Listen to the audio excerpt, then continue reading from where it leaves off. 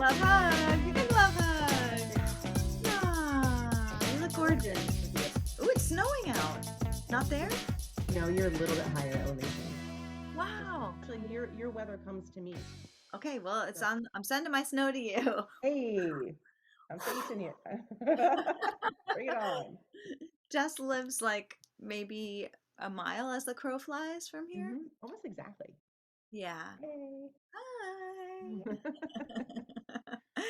All right. What's on tap today? Well, we were talking about relationships Juicy. and I love it. yeah, and kind of comparing relationship with self to relationship with other through looking at them as orientations of relationship with self being a vertical relationship, a vertical channel relationship, and relationship with other being a horizontal relationship. And that's just something that really helps me in my life to think of Mhm. my connection to myself is vertical channel and my connections to others is horizontal channel. And what's primary for me is vertical, Mm. is staying connected to myself. Because way too much in my life, having kind of raised myself as a people pleaser and being desperate to be liked and loved and feel secure in relationships, I've kind of fallen into the horizontal channel as an MO, and it's very uncomfortable for me. So I tend to isolate so I can get back to my vertical channel. Interesting. So now if I can maintain my vertical channel while I'm in relationship, then I'm okay.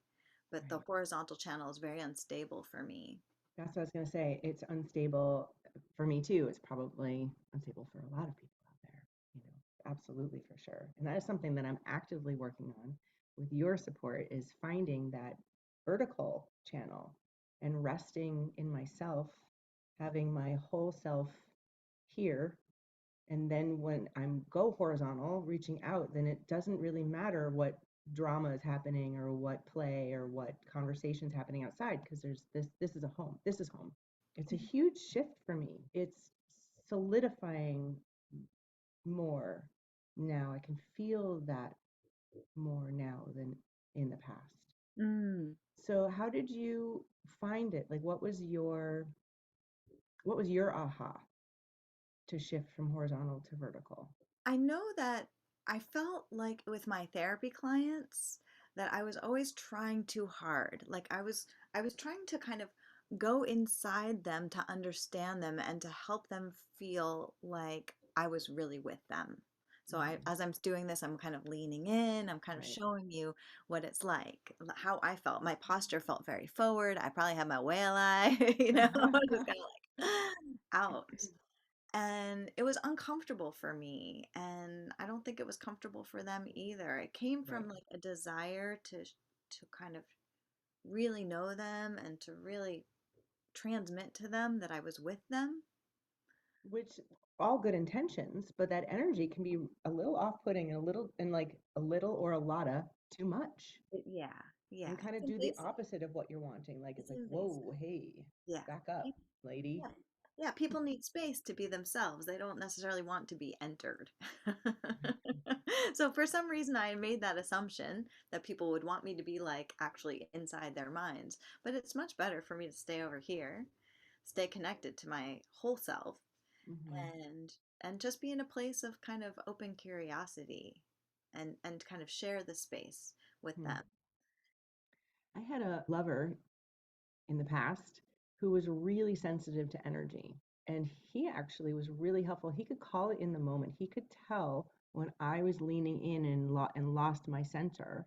Hmm. And he would have like a physical reaction and tell me. And then it was like a reminder for me to like, okay, and like even physically, like tipping forward Mhm. and then sitting up and placing my head on top of my spine Right. and like there was this relaxation that happened in him and then between us and in me like all those pieces three different places because I was here, I wasn't leaning in. It was really great, that reflection. I mean, he was super sensitive. He could tell right when it happened and call me out right Amazing. away. I can feel it when other people do it to me. I definitely can feel it, when Mhm. and somebody's like, and I've taught you this term, ellipting. It's from Nia.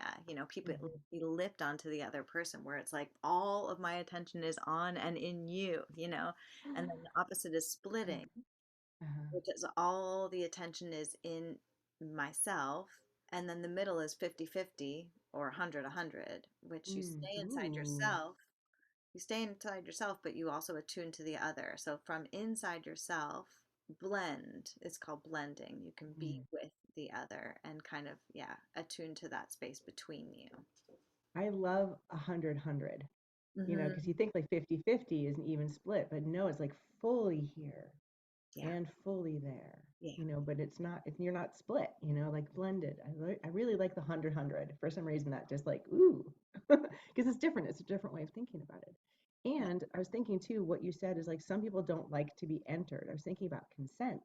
Hmm. And there's sometimes when a lifting is exactly what I want, and I Hmm. really want somebody's full attention on me in that kind of intensity when it's consensual, when I'm open to it, when I'm wanting to receive it or give it back. Like in that relationship, it's a yes, Hmm. but it has to be with consent. Yeah, and it's good if both people are conscious of what they're doing, like you were saying about that lover, how he was so sensitive, so he knew what you were doing and then gave you the reflection that that's what you were doing. And then you can Mhm. make the decision, is this what we want, Right, right. Yeah, yeah, kind of tracing the energy that way and being aware of Mm. that. Yeah. So, how does one access their central channel, vertical channel? Vertical channel. I can do a quick little meditation. I can't believe it's snowing out. It's not here yet.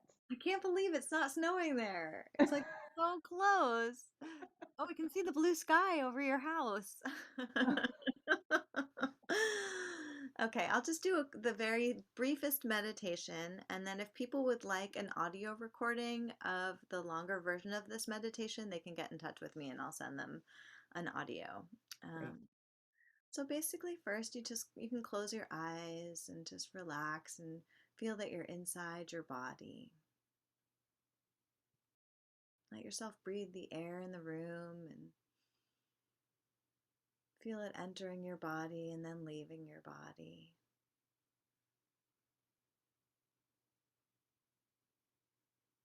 And make contact with yourself inside your feet.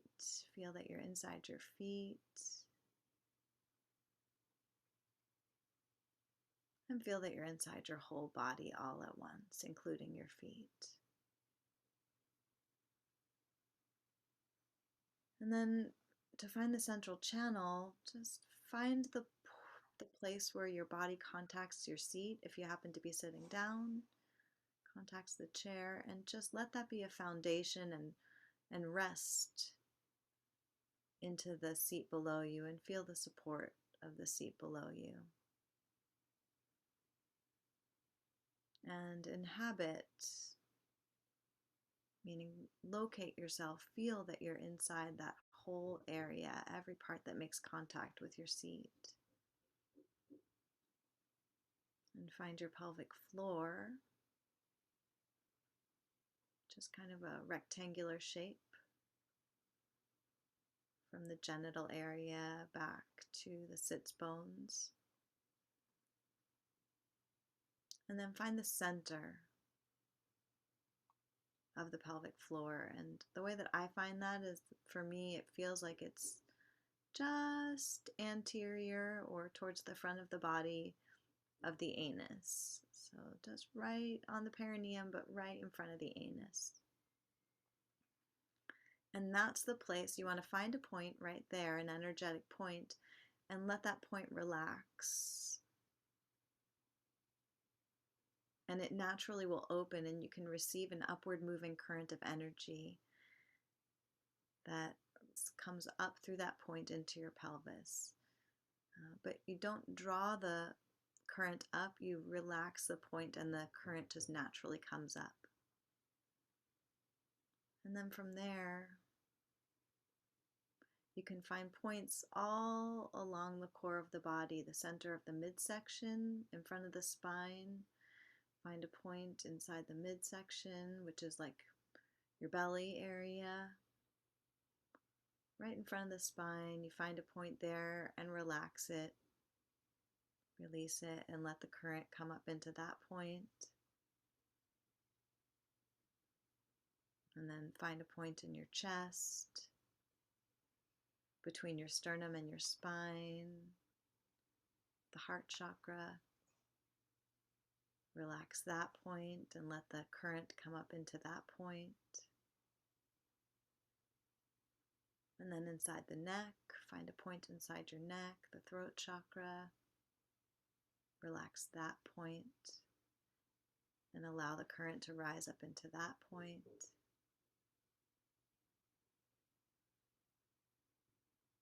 And then the last one is the center of the head, which is a very special point. We can talk about that more some other time. Finding the center of the head, energetic point, relaxing that point and receive the upward moving current of energy into the center of your head. And from there, allowing the current to pass up and out through the top of the head.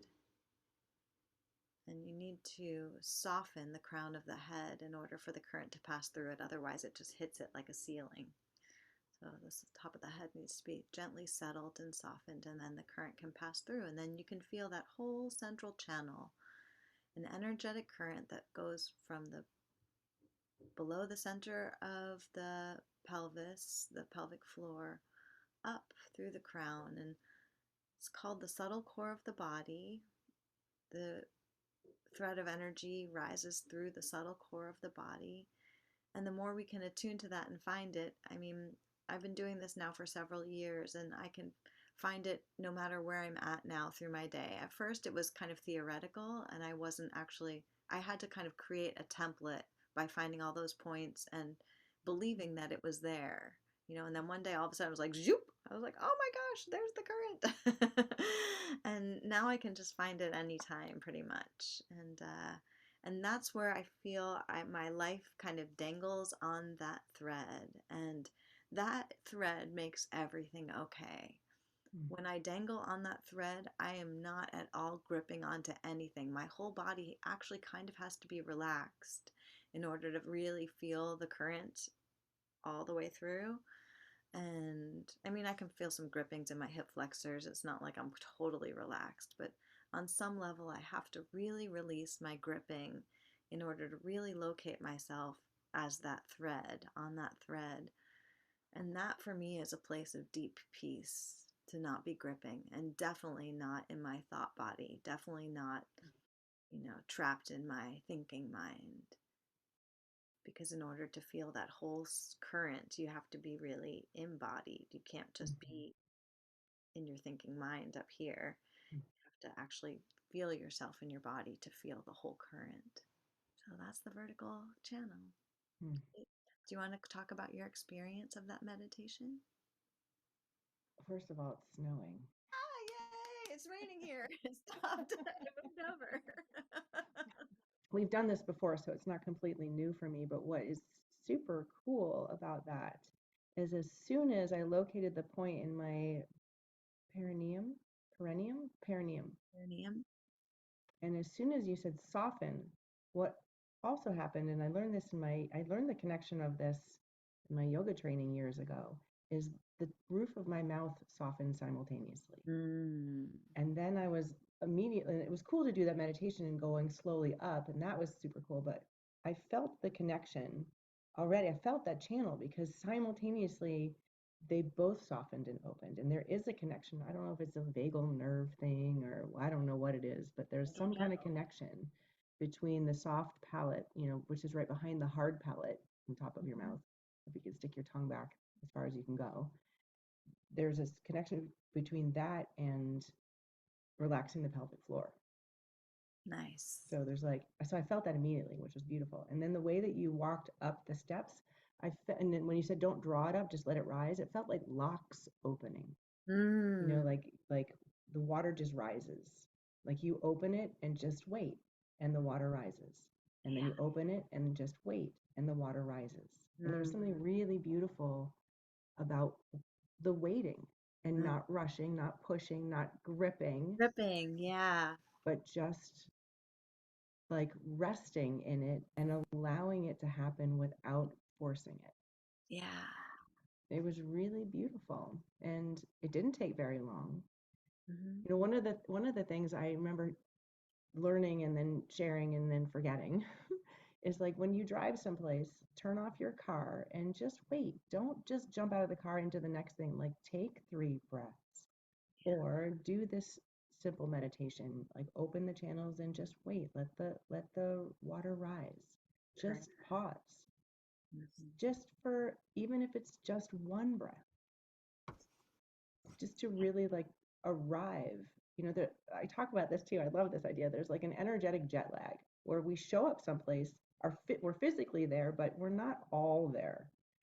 Like take the time to fully arrive someplace and stay in that vertical channel, stay in yourself.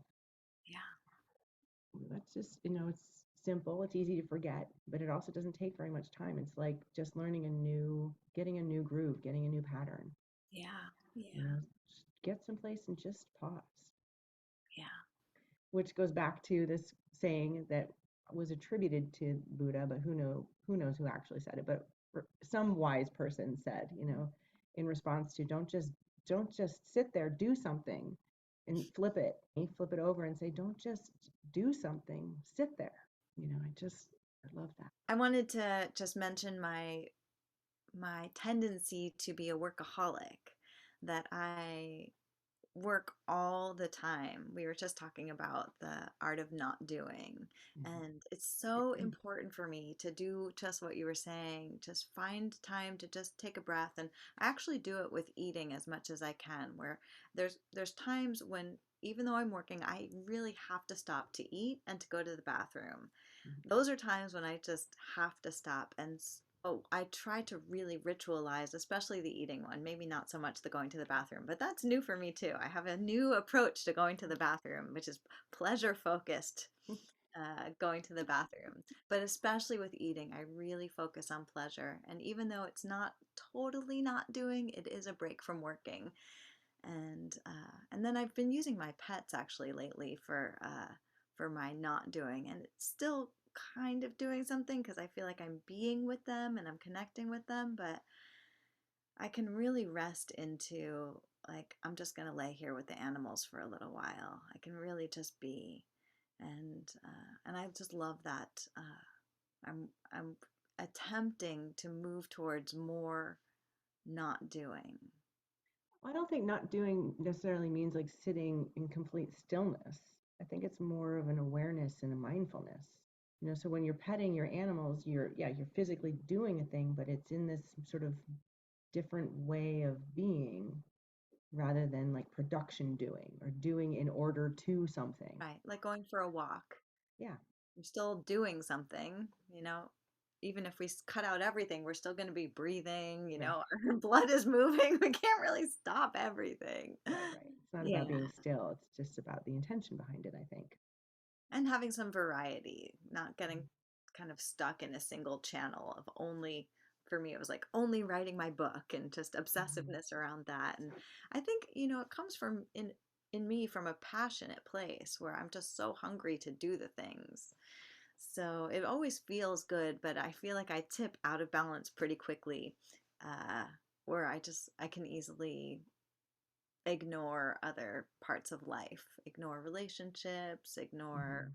some level of self-care, I guess, but it feels like self-care what I'm doing because I'm just really feeding myself. So it's confusing to me. I just know that diversifying is probably good, but I have almost all of my like essential energy wants to go towards this kind of creative focus, whatever I have going on. Ah, enter Mouse. Mouse, Mouse Mouse, the for those cat. who are listening, is a cat. Mouse the Mouse cat. is my cat. Yeah, he just walked across the screen. So I feel like he might have shown up to just. Animals are such great teachers about just Mhm. being. Yeah. Yeah.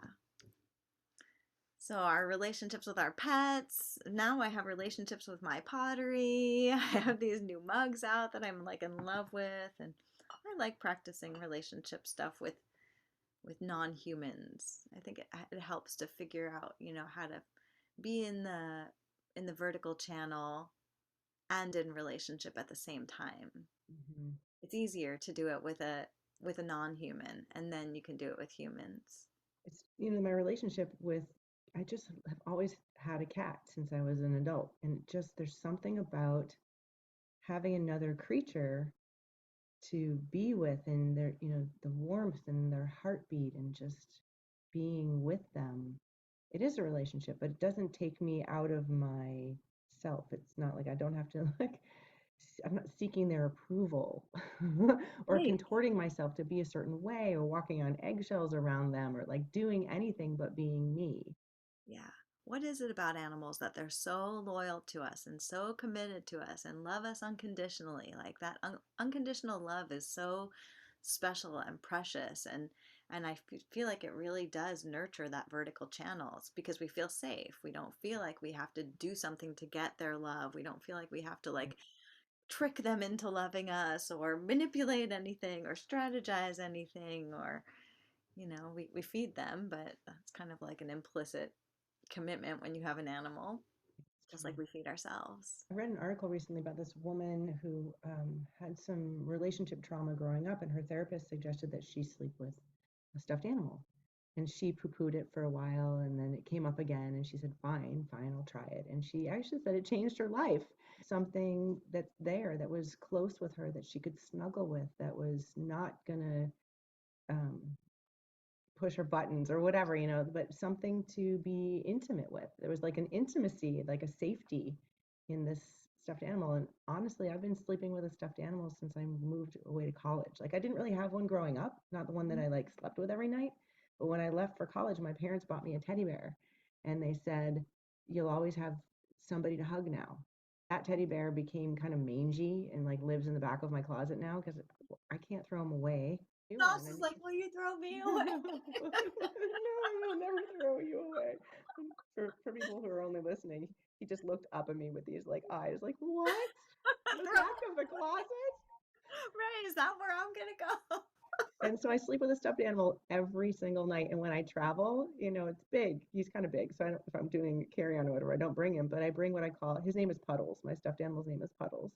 But I Hmm. bring what I call the proxy puddle, which is like this tiny little pillow. It's like my travel Oh. pillow. It's my proxy puddles. Just there's something really like, and I reach for it in the middle of the night. Like, where's Puddles? Like, I'll actually turn on the light if I can't find him. It's like it's that important to me. If you're not sleeping with a stuffed animal, listeners, go Or try a it. real, Get it.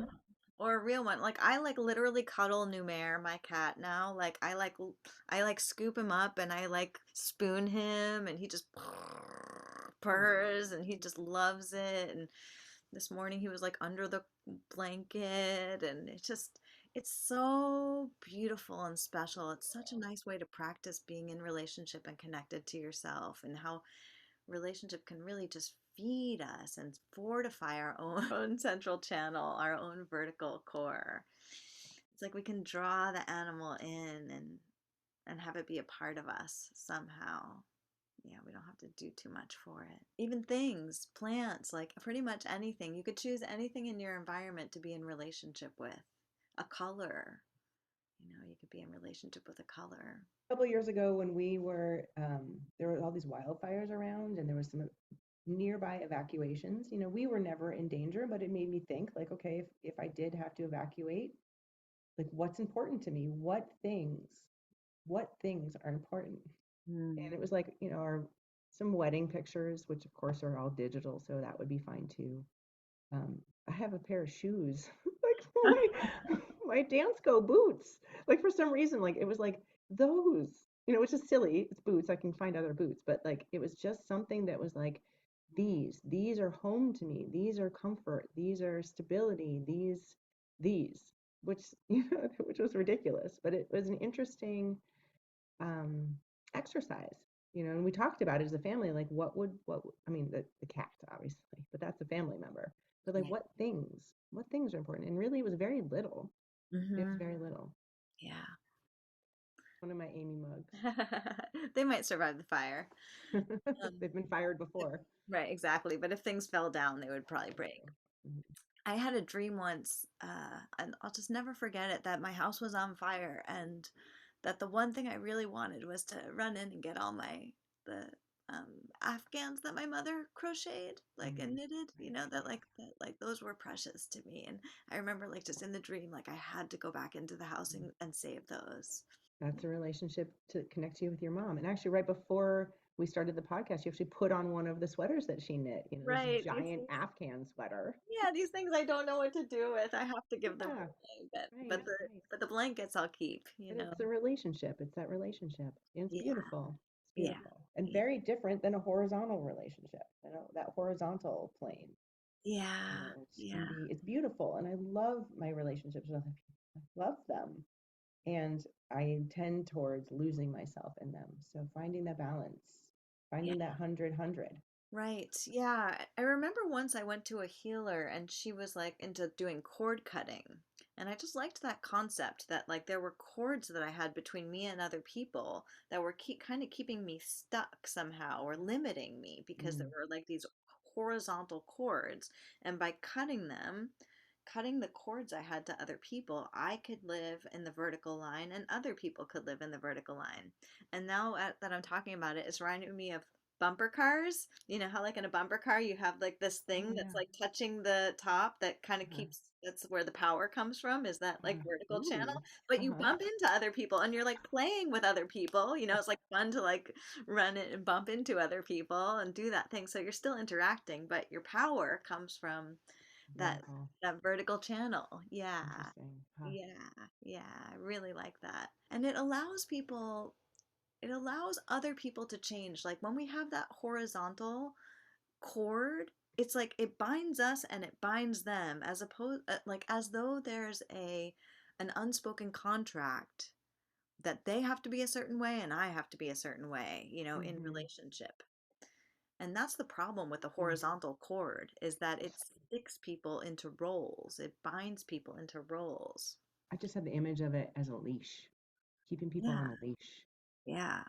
And you talk about that a lot, is having people on long leashes, like Yeah, long loose giving leashes. them like plenty of room to roam and to grow and to explore and to change.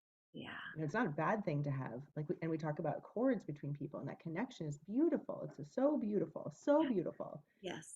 But let the tension out, like we're like a Yeah. long leash. Yeah, when it's like that gripping one, it's like it becomes like a steel bar between the two of you as opposed to a flexible, movable Mm-hmm. bumper car kind of Mm-hmm. connection, where like you can be you and I can be me Right. and So one we're of the things I love about my relationship with Jesse, my husband Jesse, is from the very beginning, like our wedding vows. We created our wedding vows separate, unbeknownst to the other, what they were going to say. And when we said them, it was the same thing, and it was just that. It was basically, I love who I know you to be, and I will love whomever you become, and I will mm, support you in becoming the most you can possibly be, which is very different than, stay, we're going to stay together till death do us part. right, no matter From what. hell or high water, we're going to stay together. And actually, my vows to him, I remember my dad gasped when I said, I take you, Jesse Randall Donahue, to be exactly as you are. I Mm, remember her actually, or maybe not my mom, one of my parents actually audibly went, oh, because it was so different. yeah, And that's how we live our marriage, yeah, totally, totally loving. And we've been together for 25 years. There's been lots of changes, and just loving and supporting one another the whole way. oh, Long leash. Yeah. yeah, Yeah. yeah, It's really just been amazing. Amazing. yes, so beautiful. It takes a lot of trust and it takes a lot of connection to self, to allow another person to really be free, Yeah. to try to not bind them.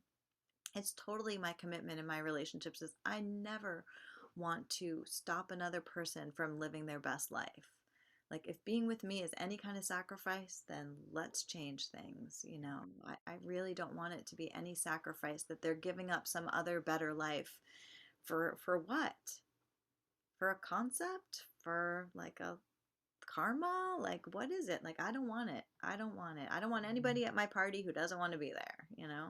Yeah. Clinging and gripping is totally fear based. Hmm. And I think about this. I love the analogy of the river. Clinging, gripping, holding tight to the rocks along the riverbank, you're going to get freaking banged up, and letting go and trusting. God, it takes so much trust.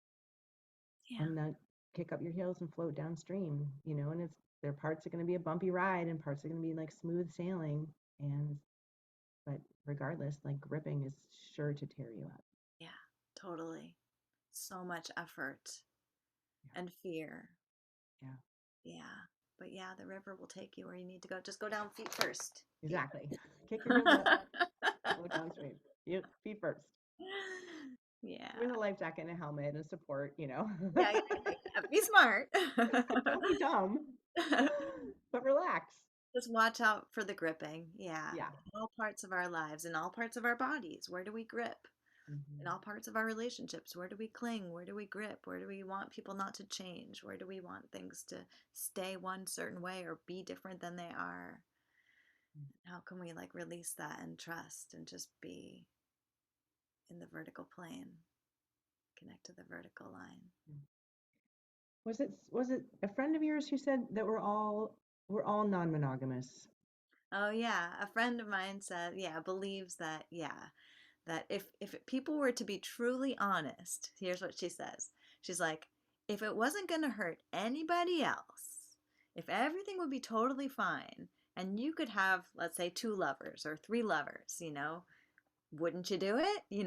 Like, wouldn't you? Would you not? Who would not take that? That's her thing. It's like, who would say no to that if like everything would be okay? But the thing is, like, would it be okay with you for your partner to have two or three lovers? Right, Like, then it's kind right, of like, there comes the gripping. right. You It's can like feel it in your body, the contraction. the fear of, yeah, losing something or whatever that means. And we have generations and generations of undoing that if we're going to get rid of that jealousy because that's what we were Right, raised in and with right, and totally. all that fear is It's like very interesting. Speaking of contraction, this is I don't know if this is going to make the cut, but I think it's interesting that contraction, when you feel it in your body, is like a like a hold back, like a fear. yeah. But and orgasm is a contraction that that is like celebrated, like that kind of contraction, and then the release is Hmm. like that's a good contraction. Like what if we approached contractions, like the contraction from fear, the same way we approach like orgasm? Well, that's an interesting thing that you're saying, and I do think it's another podcast because my greatest goal with my orgasms is to not contract at all, is to stay Ooh. relaxed. Yeah, this is from the art the art of sexual magic, the art of sexual ecstasy. This woman, she's French. I can't remember her name right now, but yeah, that's her whole thing is like, that we are kind of trained through watching porn and whatever to like grip onto orgasm, to chase orgasm, to grip, Mm. to tighten up, to tighten our toes and arch our backs and everything grips. She's like, there's a whole other kind of orgasm. If you want to have a full body orgasm, start breathing and being in your whole body. It's an embodied orgasm and relax. And that is a whole different kind of orgasm. Oh, let's do a whole podcast on that. Yeah, yeah. Coming soon, A whole listeners. Full cohort. body orgasms. Okay, back Yeah. on track. Back. So that's Let's bookmark that one. yeah, that really is my meditation is just I can feel my body just like kind of starting to contract and I just constantly relax. And that's why I don't chase orgasms anymore because I'd much rather be in a heightened sexual state and relaxed than chasing is gripping. Chasing the Right. orgasm is a gripping, and trying to have an Absolutely. orgasm is a gripping. And the way that we are like trained to have orgasms, like I don't know, but there's for me Mm. at least, I'll say there has been a gripping and a tightening that I try to not have Huh. and work towards not having. Cool. Yeah, full body relaxation. Yeah, during orgasm. Bookmark. Bookmark. Okay. And anything else you want to cover today? I guess we can leave it with this image. We've been talking about this. It was in a dream of mine recently of having my face pressed up against a window of a bus or a train and watching the pine trees go by and just relaxing into this just being and just letting life pass by. And Jim Croce song in my head. It was just like this memory for me from childhood of just just being in the moment and being okay with change. It's like how fast when you're watching trees go by on the highway, if you're still and the trees are going by, it's so fast. And it just reminds me of just life and how short it is and how fast things happen and how much we miss, and letting all that be okay, you know. Yeah. I love that image. For me, there's something just really poignant and beautiful. And Yeah. like it's going so fast you can't grip. You just have to watch. Yeah. Can't touch. You just have to watch. Yeah. Just let it flow. Yeah. It's beautiful. It is beautiful. Is there anything you want to say? I just feel like we just gave each other big love hugs. Yeah, yeah, it's all about giving ourselves the big love hug. Yeah. All right. Thanks, Well, happy Amy. holidays to everyone. I bet we won't have another podcast until probably next Next year. year. Yeah. Yeah. Yeah.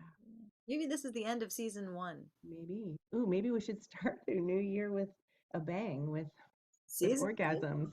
Yes, that sounds good. Relax orgasms. Season two.